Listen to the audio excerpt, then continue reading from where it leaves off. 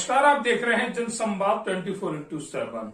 नगर निकाय के चुनावों को पूर्ण हुए 2 से 3 दिन हो गए, जहां चुनावों के नतीजे भी आ गए।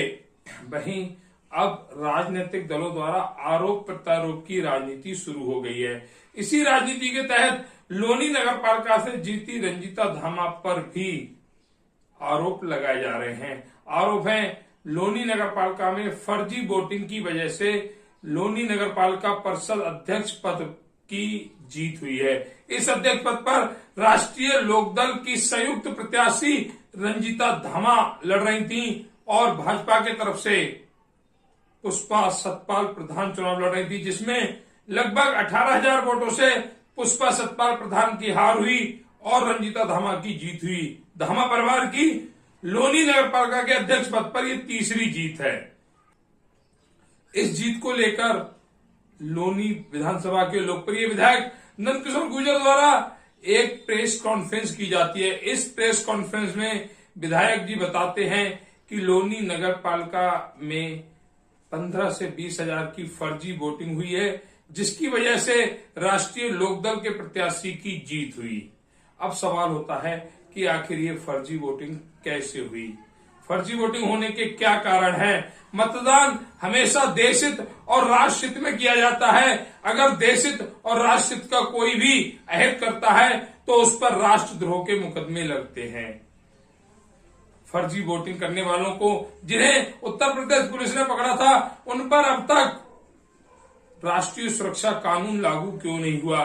क्यों उन्हें दोपहर में वोटिंग होती है और शाम को छोड़ दिया जाता है? ये हल्के फुल्के केसों में उनका मुकदमा कर दिया जाता, उन्हें जेल भेज दिया जाता है। राष्ट्र हित में अगर कोई कार्य नहीं होते, राष्ट्र का कोई अहित करने के बारे में सोचता भी है तो उन पर राष्ट्रीय सुरक्षा कानून लगता है। ऐसे लोगों पर अब तक राष्ट्रीय सुरक्षा कानून क्यों नहीं लगा? क्यों जिन लोगों ने फर्जी वोटिंग की, जिन लोगों से फर्जी वोटिंग करवाई गई, उनके आकाओं पर अब तक पुलिस का शिकंजा क्यों नहीं कसा गया? क्यों उन्हें गिरफ्तार नहीं किया गया? दल चाहे कोई भी हो, प्रत्याशी चाहे कोई भी हो, लेकिन फर्जी बोगस वोटिंग मतलब राष्ट्र का नुकसान। राष्ट्र के नुकसान में अगर कोई भी दल अपनी अग्रणी भूमिका निभाता है तो उसकी राष्ट्रीयता पे सवाल खड़े होते हैं। उनको निरस्त कर दिया जाना चाहिए, उनके चुनाव चिन्ह को सीज कर दिया जाना चाहिए, चाहे वह दल कोई भी क्यों ना हो। लेकिन ऐसा नहीं होता। हिंदुस्तान के लचर कानून हमेशा अपराधियों को बचाते हैं। बोगस वोटिंग में भी अक्सर यही देखा गया है कि जिन लोगों को पुलिस द्वारा दोपहर में पकड़ा गया, शाम को उन्हें छोड़ दिया गया। आखिर राष्ट्र के हित में कठोर कदम क्यों नहीं उठाए जाते? क्यों फर्जी वोटिंग करने वालों के खिलाफ राष्ट्रद्रोह का मुकदमा दर्ज किया जाता? क्यों फर्जी वोटिंग करने वालों के खिलाफ राष्ट्रद्रोह का मुकदमा दर्ज नहीं किया जाता? राष्ट्रीय सुरक्षा कानून ऐसे लोगों पर क्यों नहीं लागू होता? ये बहुत सारे सवाल हैं जिनका जवाब प्रशासन को देना होगा और आने वाले समय में फर्जी वोटिंग पर रोकथाम के लिए कड़े कदम उठाने होंगे। जी देखिए, क्या मामला है? आपने आज प्रेस कॉन्फ्रेंस में देखिए, हमारी प्रत्याशी बहन श्रीमती पुष्पा प्रधान जी का जो चुनाव हुआ नगर पालिका लोनी का, उसमें जिस तरह से पुलिस ने खुद गिरफ्तार किया है फर्जी आधार कार्ड बनाते हुए, और उन्होंने स्वीकार किया कि ऐसी वोट डाली गई है। जो लोग जिनकी मौत हो चुकी है उनकी वोट डली है, जो लोग जेल में, आश्चर्य की बात है, जो जेल में उनकी वोट डली है। ये तमाम तरह की चीजें सामने आई हैं और जब पुलिस ने FIR दर्ज कर लिया तो पूरी तरह प्रमाणित है कि लोनी में लगभग 40,000 वोट, एक कर्मचारी ने वोटों को काट दिया गया। जहां भाजपा का जहां गढ़ था वहां वोट पूरी साफ कर दी गई। जहां 1100 वोट थे मेरी विधानसभा चुनाव में, वहां 150 वोट केवल मिली है। तो इस तरह के जो पूरा फ्रॉड लोनी में हुआ है और हर बूथ पे मिनिमम 300 वोट के लगभग जो आंकड़ा निकल के आया है कि फ्रॉड वोट डली है, साथ के साथ आधार कार्ड में फर्जीवाड़ा करके। और ये मैं नहीं कह रहा, ये लोनी बॉर्डर पुलिस ने मुकदमा दर्ज किया है। तो उसके आधार पर हम मांग करते हैं कि प्रशासन इस चुनाव को निरस्त करे और उनके खिलाफ सख्त कार्रवाई हो, क्योंकि जनभावनाओं की हत्या की गई है, लोकतंत्र की हत्या की गई है। जनभावनाओं के अनुसार लोग वोट डालना चाहते थे, उससे पहले उनकी वोट डल गई। तो ये सारी चीजें प्रशासन को हमने कहा है तो मुख्य निर्वाचन आयुक्त को हमने लेटर भेजा है। मुझे उम्मीद है कि चुनाव दोबारा से होगा और इन लोगों के खिलाफ जो हमारी निवर्तमान चेयरमैन है जिन्होंने फ्रॉड करके चुनाव जीता, उनके खिलाफ कठोर कार्रवाई होगी। विधायक जी, लौनी में करीब कितनी वोट फर्जी तरीके से डाली गई है और किन किन इलाकों में खास करके डाली गई है? देखिए, आपने देखा होगा कि 10 तारीख में एक हमारा जो कुरैशी है दूसरे दल का जो कार्यकर्ता सारे ग्रुपों में चला था, उन्होंने 10 तारीख में शिकायत की थी कि दिल्ली से जो वोट दिल्ली और यूपी में बराबर फ्रॉड बनी हुई है और यहाँ आकर के वोट डाल रहा है, और वो वोट उसके अकॉर्डिंग था कि 10,000 से ज्यादा लोग आए हैं, घर घर में रुके हैं। उस पर कोई सर्चिंग अभियान नहीं चलाया गया, उसकी हमने कहा भी अधिकारियों से। इसके अलावा जो वसीले खुद पकड़ी 500 आधार कार्ड के साथ जो डाल रहे थे, उन्होंने स्वीकार किया।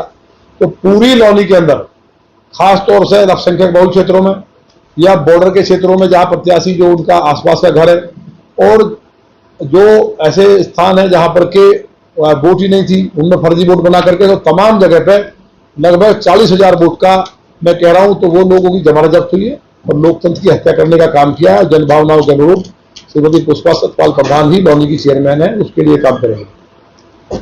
योगी जी की सरकार है, जितने भी गड़बड़ किए हैं, जितने भी अगले पिछले हैं, उनके दिमाग में ये खराबी हो कि सरकार में आकर के जिस तरह से हुड़दंग किया, कल पाकिस्तान जिंदाबाद के नारे लगे, देखा नहीं वीडियो वायरल हो रहे?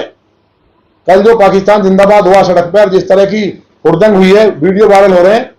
ये माननीय योगी जी की सरकार है, इसलिए हमारे जीते हुए चेयरमैन ये हैं पुष्पा जी, वो लोगों के बीच में जाएंगी, काम करेंगी।